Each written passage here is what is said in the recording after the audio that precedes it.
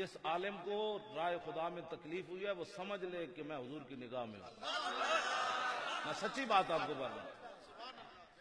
آپ کو پتہ نہیں ایک صحابی نے جب کہا تھا کہ مجھے آپ سے محبت ہے تو میرے آقا نے فرمایا تھا سوچ لو کیا بات کر رہے ہو. تو آپ نے کیا فرمایا تھا؟ جس طرح پانی بلندی سے پستی کی طرف آتا ہے نا، جو مجھ سے محبت کرتا ہے پھر اس کی طرف مصیبتیں بھی ایسی آتی ہیں. ہاں جی. تو میرے جیسا بندہ ویل چیئر پر بیٹھ کر پریشان نہیں ہوتا تو آپ تو چلتے ہیں. ہاں آپ تو چلتے ہیں. میں جیل کے دروازے پر بھی ہنس رہا تھا، جیل کے اندر بھی وہ مجھے وہ ظلم و ستم کا نشانہ بنا رہے تھے اور میں ہنس رہا تھا. وہ کہنے لگتا یہ مولوی پاگل ہے. میں کیا گل وچ ہو رہے.